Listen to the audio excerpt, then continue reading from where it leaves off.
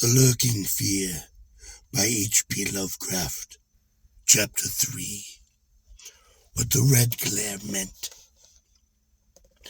On the tempest-racked night of November 8, 1921, with a lantern which cast charnel shadows, I stood digging alone and idiotically in the grave of Jan Martins. I had begun to dig in the afternoon because a thunderstorm was brewing, and now that it was dark and the storm had burst above the minutely thick foliage, I was glad. I believe that my mind was partially unhinged by events since August 5th, the demon shadow in the mansion, the general strain, the disappointment, and the thing that had occurred upon the hamlet in that October storm. After the thing I had dug, a grave for one whose death I still could not understand. I knew that others could not understand either, so let them think Arthur Monroe had simply wandered away. They searched, but they found nothing. The squatters might have understood, but I dared not to frighten them more. I myself now seemed strangely callous. That shock at the mansion had done something to my brain, and I could think only of the quest for horror now grown to cataclysmic statue in my imagination, a quest which the fate of Arthur Monroe made me vow to keep silent and solitary. This scene of my excavations would have alone been enough to unnerve any ordinary man. Baleful, primal trees of unholy size, age, and grotesqueness leered above me like the pillars of a hellish druidic temple, muffling the thunder, hushing the clawing wind, and admitting but little of the rain. Beyond the scarred trunks in the background, illuminated by faint flashes of filtered lightning, there rose the damp, ivied stones of the deserted mansion grounds, while somewhat nearer was the abandoned Dutch garden, whose walks and beds were polluted by a white, fungus, fetid, and overnourished vegetation that never truly saw full daylight. Nearest of all was the graveyard, where deformed trees tossed insane branches as their root displaced unhallowed slabs and sucked the venom from what lay below. Now and then, beneath the brown pall of leaves that rotted and festered in the antediluvian forest darkness, I could trace the sinister outlines of some of those low mounds which characterized the lightning-pierced region. History had led me to this archaic grave. History, indeed, was all I had after everything else ended in a mocking Satanism. I now believe that the lurking fear was no material thing, but a wolf-fanged ghost that rode the midnight lightning. And I believed, because of the masses of local tradition I unearthed in my search with Arthur Monroe, that this was the ghost of Jan Martins, who died in 1762. That is why I was digging idiotically upon his grave. The Martins mansion was built in 1617 by Gerrit Martins, a wealthy New Amsterdam merchant who disliked the changing order under British rule, and had constructed a magnificent domicile upon a remote woodland summit whose untrodden solitude and unusual scenery pleased his soul. The only substantial disappointment encountered upon the site was that which concerned the prevalence of the violent thunderstorms upon summer. When selecting the hill and building his mansion, Mynheer Martins had laid these frequent natural outbursts to some peculiarity of the year, but in time perceived that the locality was especially liable to such phenomena. At length, having found these storms injurious to his health, he fitted up a cellar into which he could retreat from the wildest of their pandemonium. Of Garrett Martinez's descendants, less is known than that of himself, since they were all reared in the hatred of English civilization. They were trained to shun such of the colonists as ever accept. Their life was exceedingly secluded. People declared that their isolation had made them heavy of speech and comprehension. In appearance, all were marked by a peculiar inherited dissimilarity of their eyes, one being blue and the other generally brown. Their social contacts began to grow fewer and fewer, till at last they took to intermarrying with the enormous menial class about the estate. Many of the crowded family degenerated, moving across the valley, and merged with the various mongrel population, which was later to produce the pitiful squatters. The rest had stuck solidly to their ancestral mansion, becoming more and more clannish and taciturn, yet developing a nervous responsiveness to the frequent thunderstorms. Most of this information reached the outside world through young Jan Martins, who, from some kind of restlessness, had joined the colonial army when news of the Albany Convention reached the Tempest Mount.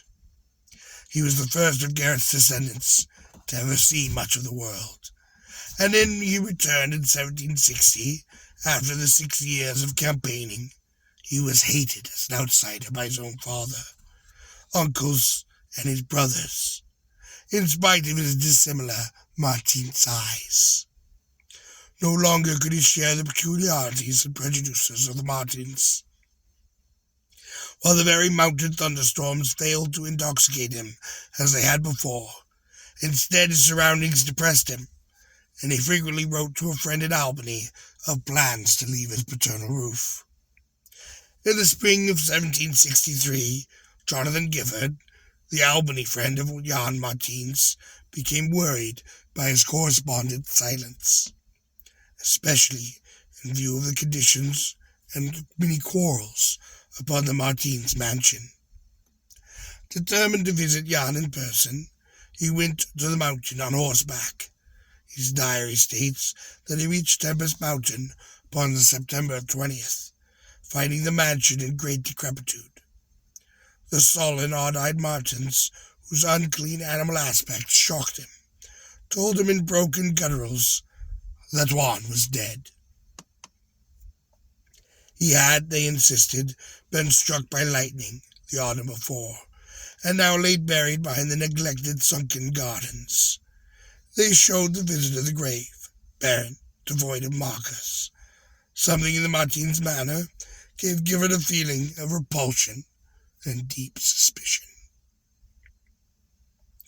A week later, he returned with a spade and a mattock and explored the sepulchre spot, and he found what he expected: a skull crushed cruelly as if by savage blows. So, returning to Albany, he openly charged the Martins with the murder of their kin. Legal evidence was lacking, but the story did spread rapidly around the countryside, and from that time the Martins were ostracized by the world. No one would longer deal with them. Their distant manor was shunned as an accursed place. Somehow they did continue to manage to live on independently by the products of their own estate. The occasional lights glimpsed from faraway hills attested their continued presence. These lights were seen as late as the 1810s, but toward the last they slowly became infrequent. Meanwhile, there grew up about the mansion and the mountain a body of diabolical legend. The place was avoided with double assiduousness, and invested with every whispering myth tradition could supply. It remained unvisited till 1816, when the continued absence of the lights was continually noticed by the squatters. At the time, a party made their investigations, finding the house deserted and partly in ruin. There was no skeleton about, so the departure rather than death was inferred. The clan seemed to have left several years, and improvised penthouse shewed how numerous it had grown prior to its migration. Its cultural level had fallen very low, as proved by the decaying furniture and scattered silverware, which must have been long abandoned when its owners left. But though the dreaded Martins were gone, the fear of their haunted house continued, and grew very acute, when new and stranger stories arose among the mountain descendants. There it stood, deserted, feared, and linked with the vengeful ghost of Jan Martins. There it still stood upon the night I dug in Jan Martins' grave. I have described my protracted digging as idiotic, and such it indeed was, in object and in method. The coffin of Jan Martins had soon been unearthed.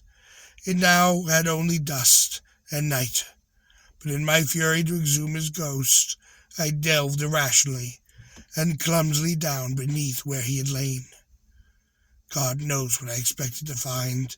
I only felt that I was digging upon the grave of a man whose ghost stalked the night.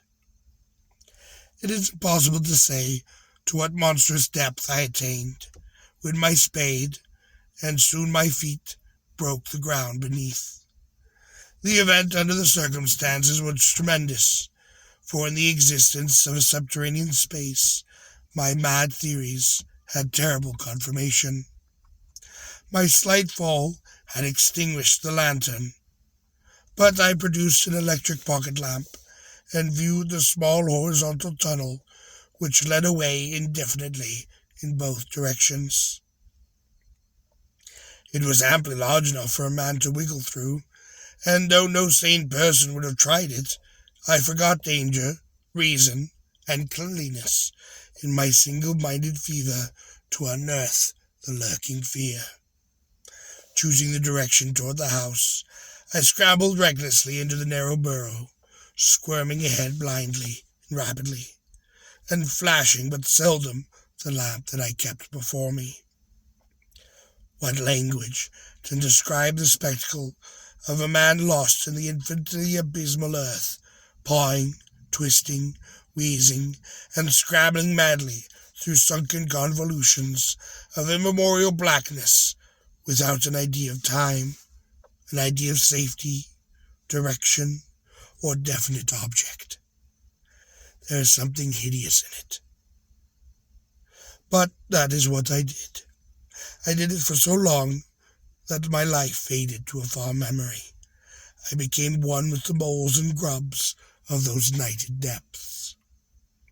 Indeed, it was only by accident that after interminable witherings I jarred my forgotten electrical lamp alight once more, so that it shone eerily along the burrows of caked loom that stretched and curved ahead of me. I had been scrambling this way for some time, so that my battery had burned very low, when the passage suddenly inclined sharply upward, altering my mode of progress, and as I raised my glance it was without preparation that I saw glinting in the distance 2 demonic reflections of my low expiring lamp. 2 reflections glowing with a baneful and unmistakable effulgence, and provoking maddeningly nebulous memories. I stopped, though lacking the brain to retreat, the eyes again to approach, yet of the thing that bore them I could distinguish only a claw. But what a claw! Then far overhead I heard a faint crashing, which I recognized. It was the wild thunder of the mountain, raised to hysteric fury. I must have been crawling upward for some time, so that the surface was now becoming quite near. and as the muffled thunder clattered, those eyes still stared with viciousness. Thank God I did not then know what it was, else I should have surely died. But I was saved by the very thunder that had summoned it, for after a hideous wait, there burst from the unseen outside sky one of those frequent mountain-ward bolts, whose aftermath I had noticed here and there as gashes of the disturbed earth and fuligites of various sizes. With cyclopean rage, it tore through the soil above the damnable pit, blinding me, deafening me, yet no wholly reducing me to coma. In the chaos of sliding and shifting earth, I clawed and floundered helplessly, till the rain on my head steadied me, and I saw that I had come to the surface in a familiar spot, a steep, unforested place upon the southwest slope of the mountain. Recurrent sheet lightning illumined the tumbled ground, and the remains of the curious low hummock which had stretched down from the wooden higher slope. But there was nothing in the chaos to show my place of egress from the lethal catacomb. My brain was as great a chaos as the earth, and as a distant red glare burst out upon the landscape from the south, I hardly realized the horror that I had been through. 2 days later, the squatters told me what that red glare meant. I felt more horror than that which the mold burrow and the claws and eyes had given.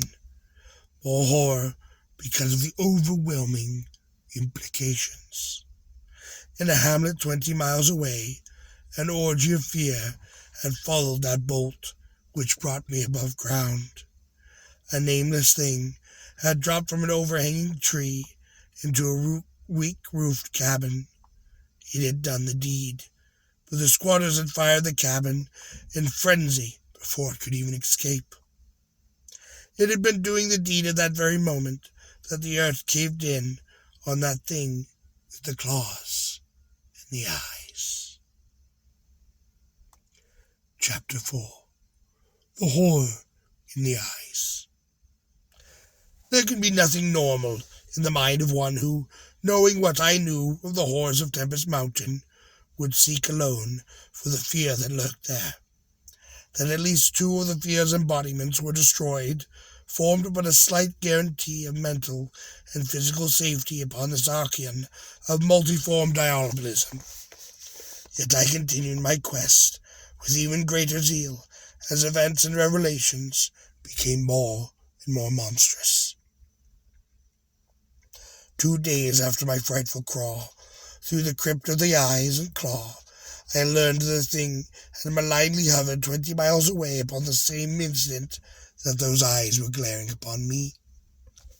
I experienced a virtual convulsion of fright, but that fright was so mixed with wonder and that alluring grotesqueness that it was almost a pleasant sensation. Sometimes, in the throes of a nightmare, when unseen powers rule one over the roofs of the strange dead cities toward the grinning chasms of Nis, it is a relief, and even a delight, to shriek wildly and throw oneself voluntarily along with the hideous vortex of the dream doom into whatever bottomless gulf may yawn. So it was with this waking nightmare of Tempest Mountain. The discovery that 2 monsters had haunted the spot gave me ultimately a mad craving to plunge into that very earth of that accursed region. With bare hands dig out the death that lured from every inch of that poisonous soil. As soon as possible I visited the grave of Jan Martins, and again dug vainly where I had dug before. Some extensive cave-in had obliterated all trace of that underground passage, while the rain had washed so much earth back into the excavation that I could not tell how deeply I had dug that other day. I likewise made a difficult trip to that distant hamlet where the death creature had been burnt, and was little repaid for my trouble. In the ashes of that fateful cabin, I did find several bones, but none of the monsters. The squatter said that the thing had been only one victim, but this I judged them inaccurate, since beside the complete skull of a human being, there was another bony fragment, which seemed certainly to have belonged to a human skull once upon a time. Though the rapid drop of the monster had been seen, no one could say just what the creature was like. Those who had glimpsed it called it simply the devil. Examining the great tree where it had lurked, I could discern no distinctive marks. I tried to find some trail into the black forest, but upon this occasion I could not stand the sight of those morbidly large boles, of those vast serpent-like roots that twisted so malevolently before they sank deep into the earth. My next step was to re-examine with microscopic care the deserted hamlet where death had come more abundantly, and where Arthur Monroe had seen something that he had never lived to describe. Though my vain previous searches had been exceedingly minute, I now had new data to test, for my horrible grave crawl convinced me that at least one of the phases of the monstrosity had been an underground creature. This time, on that 14th of November, my quest concerned itself mostly with the slopes of Cone Mountain and Maple Hill, where they overlooked the unfortunate hamlet, and I gave particular attention to loose earth of the landslide region upon the later eminence. The afternoon of my search brought nothing to light, and dusk came as I stood upon Maple Hill, looking down upon the hamlet and across the valley to Tempest Mount. There had been a gorgeous sunset, and now the moon came up, nearly full, and shedding a silver flood over the plain, the distant mountainside, and the curious lower mounds that rose here and there. It was a peaceful Arcadian scene, but knowing what it hid, I hated it. I hated the mocking moon, the hypocritical plain, that festering mountain, and those sinister mounds. Everything seemed to me tainted with that loathsome contagion, and inspired by a noxious alliance with distorted and hidden powers. Presently, as I gazed abstractly upon the moonlit panorama, my eye became attracted by something singular in the nature and arrangement of a certain topographical element. Without having an exact knowledge of geology, I had from the first been interested upon the old mounds and hummocks of the region. I had noticed that they were pretty widely distributed about Tempest Mountain, though less numerous upon the plain and near the hilltop itself, where prehistoric glacians had doubtless found feebler opposition to its striking and fantastical caprices. Now, in the light of that low moon, which cast its long and weird shadows, it struck me most forcibly that the various points and lines of that mountain system had a peculiar relation to the summit of Tempest Mount. That summit was undeniably a center for which the lines and rows of points radiated indefinitely and irregularly, as if the unwholesome tentacles, the Martens mansion, had thrown a visible tentacle net of terror. The idea of those tentacles gave me an unexplained thrill, and I stopped to analyze my reason for believing these mounds a glacial phenomenon. The more I analyzed, the less I seemed to believe, and against my newly opened mind there began to beat a grotesque and horrible analogy based on a superficial aspect and upon my experience deep beneath the earth. Before I knew it, I was uttering frenzied and disjointed words to myself. molehills. The damp place is honeycombed. How many? That night, the mansion, they took Burnett and Toby first, one upon each side. Then I began digging frantically into the mound which had stretched nearest me, digging desperately, shivering, but almost jubilant. Digging, and at last shrieking aloud with some unplaced emotion when I came upon the tunnel or burrow just like the one through which I had crawled upon that demonic night. After that I recall running, spade in hand, a hideous run across the moonlit, mound-marked meadows, and, though diseased, perceptuous abyss of haunted hillside forest, leaping, screaming, panting, bounding toward that terrible Martin's mansion. I recall digging unreasonably in all parts of that briar-choked cellar, digging to find the core and center of that malignant universe of mounds.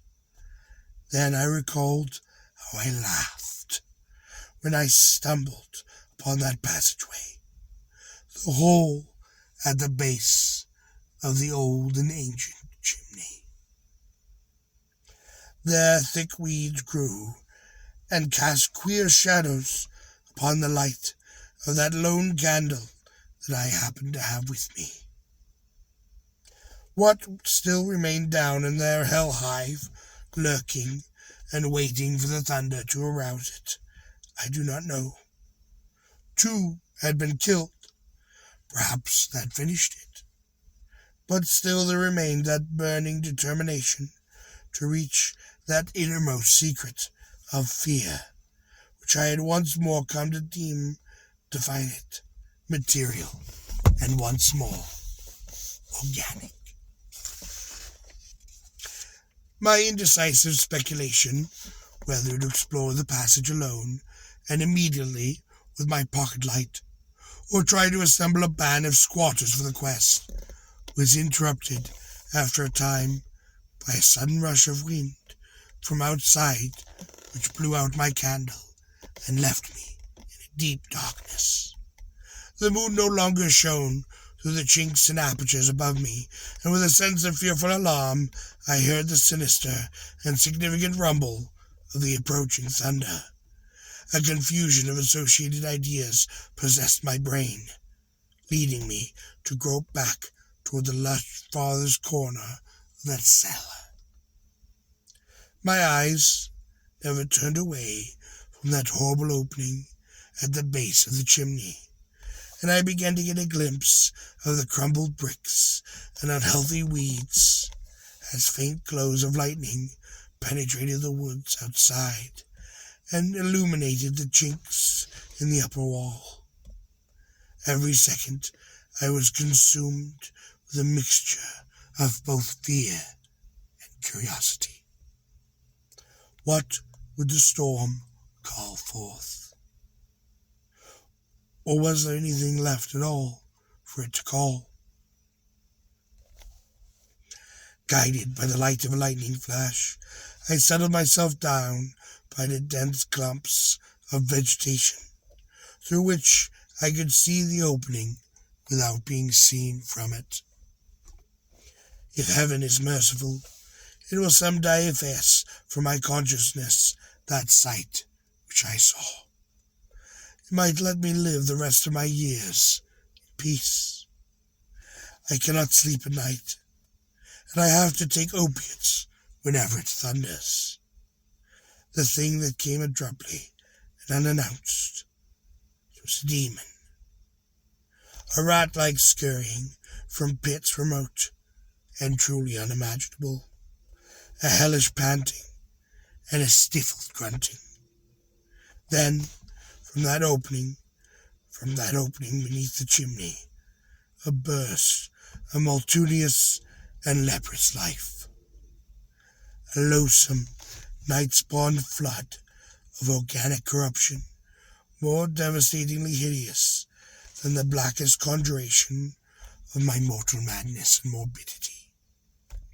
Seething, stewing, surging, bubbling like serpentine slime, it rolled up and out of the yawning hole, spreading like a septic contagion, and streamed from the cellar at every point of egress, streaming out to scatter through that accursed midnight forest, and to strew fear, madness, death.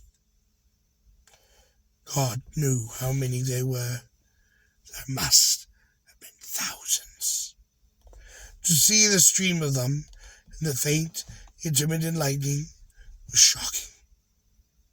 When they had thinned out enough to be glimpsed as separate organisms, I saw that they were dwarfed, deformed, hairy devils, maybe apes, monstrous and diabolic caricatures of the once monkey tribe. They were so hideously silent, there was hardly a squeak when one of the last stragglers turned with the skill of long practice to make a meal in a custom fashion upon a weaker companion. Others snapped up what it left and ate with a slavering relish. Then, in spite of my days of fright and disgust, my morbid curiosity triumphed. And as the last of the monsters oozed up, alone from the netherworld of unknown nightmares, I drew my automatic pistol and shot it under cover of the thunder. Shrieking, slithering, torrential shadows of the red, vicious madness chasing one another through the endless, ensanguined corridors of the purple, fulgurous sky. Formless phantoms, kaleidoscope mutations of a ghoulish, remembered scene.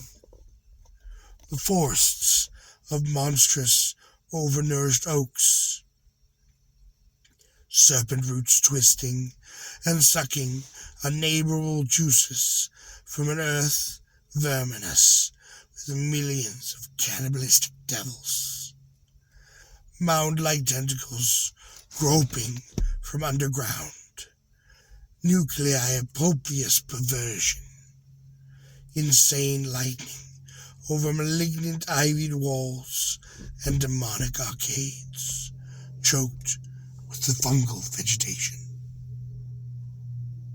Heaven be thankful for the instinct which led me unconscious to places where men dwell, to that peaceful village that slept under the calm stars of clearing skies. I had recovered enough in a week to send to Albany for a gang of men to blow up the Martins mansion and the entire top of Tempest Mountain with all the dynamite I could afford, to stop up all the discoverable mound burrows and destroy certain overnourished trees whose very existence seemed an insult to my sanity. I could sleep a little after they had done this, but true rest never comes as long as I remember that number, that nameless secret of the lurking fear.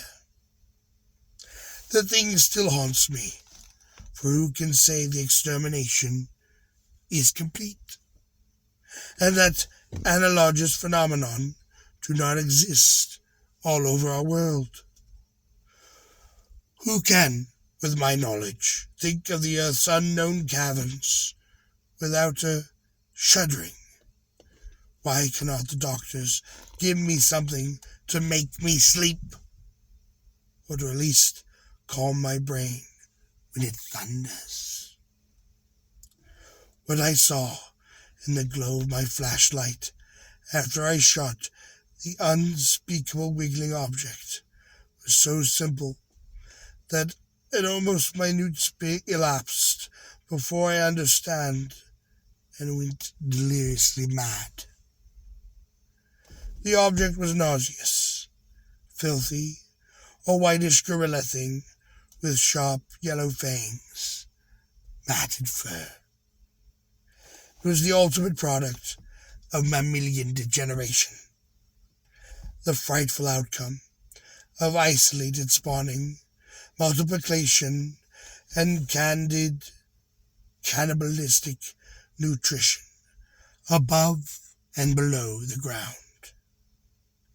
The embodiment of all the snarling chaos and grinning fear that lurked behind life. It had looked at me as it died. Its eyes had the same odd quality that marked those other eyes, which had stared at me underground, and excitedly cloudy recollections. One eye was blue, the other was brown. They were the dissimilar Martin's eyes of those old legends. I knew, in one inaugurating cataclysm of voiceless horror, what had become of that vanished family. That terrible and thunder-crazed house of Martins.